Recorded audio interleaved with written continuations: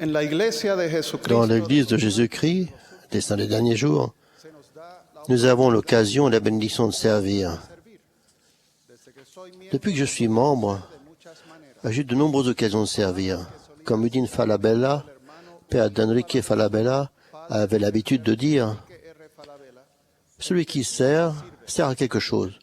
Celui qui ne sert pas n'est bon à rien. » Fin de citation. Voilà une parole que nous devrions garder en tête et dans le cœur. Tandis que je cherchais à être guidé pendant que je servais, j'ai trouvé du réconfort dans le souvenir que le Seigneur donne la priorité à la personne et à la famille.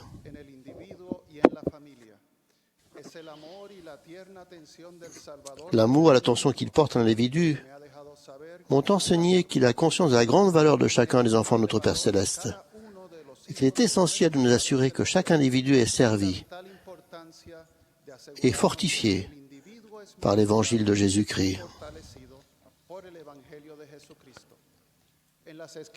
Dans les Écritures, nous lisons « Souvenez-vous que les âmes ont une grande valeur aux yeux de Dieu. Et si vous travaillez toute votre vie à appeler ce peuple au repentir et que vous m'amenez ne serait-ce qu'une seule âme, comme votre joie sera grande avec elle dans le royaume de mon Père. » Chaque âme a une grande valeur aux yeux de Dieu, car nous sommes ses enfants. Nous avons le potentiel de devenir comme lui.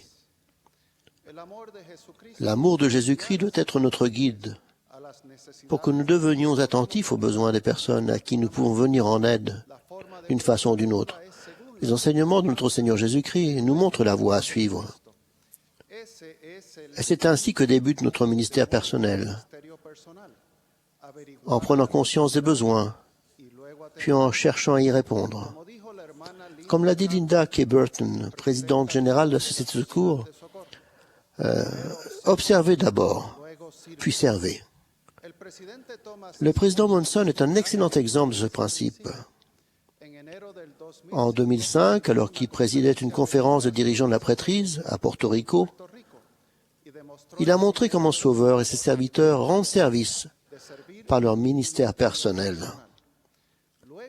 À la fin de cette merveilleuse réunion, le président Monson s'est mis à saluer tous les dirigeants de la prêtrise de l'Assemblée. Quand, soudain, il s'est aperçu que l'un d'entre eux observait la scène de loin, seul dans son coin. Le président Monson s'est écarté du groupe pour aller parler à ce frère. Avec beaucoup d'émotion, José Zayas lui a dit que c'était un miracle qu'il a abordé et que c'était la réponse aux prières que sa femme, Yolanda, et lui avaient faites avant la réunion. Il a expliqué que sa fille était gravement malade et qu'il avait sur lui une lettre de sa femme qu'elle lui avait demandé de lui remettre. Frère Zayas avait répondu alors à sa femme que ce serait impossible, car le président Monson serait trop occupé. Le président Monson a écouté attentivement l'histoire et a demandé la lettre en question, qu'il a lue silencieusement. Il l'a mise dans l'une des poches de son costume et a dit à frère Zayas qu'il s'occuperait de leur requête. C'est ainsi que cette famille était touchée par notre Seigneur Jésus-Christ, par l'intermédiaire de son serviteur. Et je crois que ce qu'a dit le Sauveur dans la parole du bon Samaritain s'applique à nous. Va, et toi fais de même. En 1998, l'ouragan George s'est abattu sur Porto Rico, causant d'énormes dégâts. Sœur Martinez, nos 5 enfants et moi avons survécu à cette terrible tempête et à ces vents violents en restant dans notre maison. Cependant, nous avons passé 2 semaines sans eau courante ni électricité.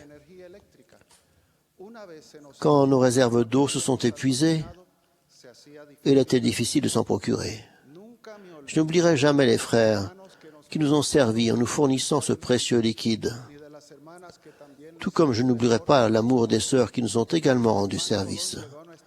Herman Colon est venu chez nous avec un grand conteneur d'eau à l'arrière de sa camionnette. Il nous a dit qu'il le faisait parce qu'il savait que nous avions des petits-enfants qui en avaient besoin. 2 jours plus tard, les frères Muñoz et Gómez ont chargé 3 grands réservoirs d'eau sur le plateau de leur camion. Ils sont arrivés à l'improviste chez nous et ont rempli d'eau potable toutes les bouteilles qu'ils pouvaient trouver, ainsi que celles de nos voisins. Leur ministère personnel a répondu à nos prières.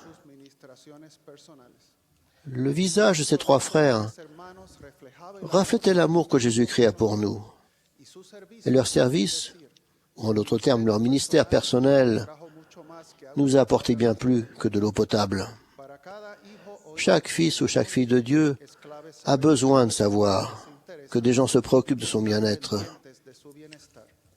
C'est quelque chose d'essentiel.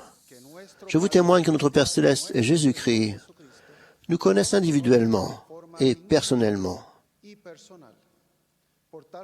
De ce fait, ils mettent à notre disposition tout ce dont nous avons besoin pour que nous ayons la possibilité d'atteindre notre potentiel divin. Ils placent sur notre route des gens qui nous viendront en aide. Ainsi, en devenant des instruments entre leurs mains, nous pouvons être guidés par révélation et servir les personnes dans le besoin.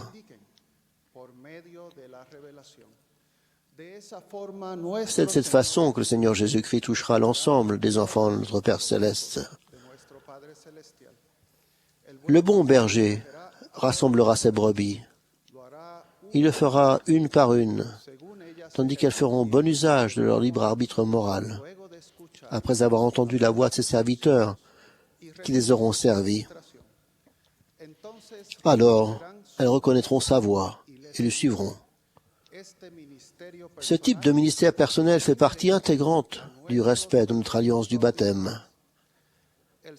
De même, être un disciple exemplaire de Jésus-Christ constitue notre meilleure carte de visite pour les personnes à qui nous pouvons faire connaître l'Évangile. En ouvrant la bouche et en faisant connaître l'Évangile rétabli, nous devenons 16 assistants bergers, chargés de nourrir les brebis de ses pâturages et les agneaux de son troupeau. Nous devenons les faibles et les simples pêcheurs d'hommes. Notre service et notre ministère personnel ne se limitent pas aux vivants de ce monde. Nous pouvons également œuvrer pour les morts, pour les personnes qui sont dans le monde des esprits et qui, durant leur existence mortelle, n'ont pas eu l'occasion de recevoir les ordonnances salvatrices de l'Évangile. Nous pouvons également tenir un journal intime et écrire notre histoire familiale afin de tourner le cœur des vivants vers les vivants, ainsi que vers leurs ancêtres. C'est ainsi que nous unissons notre famille, génération après génération, en des liens éternels. Ce faisant, nous devenons des libérateurs sur la montagne de Sion. C'est une occasion unique d'être des instruments entre les mains du Seigneur. Et ce, dans notre mariage, dans notre famille, avec nos amis et nos semblables. C'est notre ministère personnel de vrais disciples de Jésus-Christ. Toutes les nations sont assemblées devant lui. Il séparera les uns d'avec les autres, comme le berger sépare les brebis d'avec les boucs. Et il mettra les brebis à sa droite et les boucs à sa gauche. Alors le roi dira à ceux qui seront à sa droite, « Venez, vous qui êtes bénis de mon Père, prenez possession du royaume qui vous a été préparé dès la fondation du monde. Car j'ai eu faim et vous m'avez donné à manger. J'ai eu soif et vous m'avez donné à boire. J'étais étranger et vous m'avez recueilli. J'étais nu et vous m'avez vêtu. J'étais malade et vous m'avez visité. J'étais en prison et vous êtes venus vers moi. » Les justes lui répondront, « Seigneur, quand avons-nous vu avoir faim? Et t'avons-nous donné à manger? Ou avoir soif? Et t'avons-nous donné à boire? Quand avons-nous vu étranger et t'avons-nous recueilli? Ou nu et t'avons-nous vêtu? Quand avons-nous vu malade ou en prison et sommes-nous allés vers toi? Et le roi leur répondra, je vous le dis en vérité, toutes les fois que vous avez fait ces choses à l'un de ces plus petits de mes frères, c'est à moi que vous les avez faites. Je prie pour que nous le fassions. Au nom de Jésus-Christ. Amen.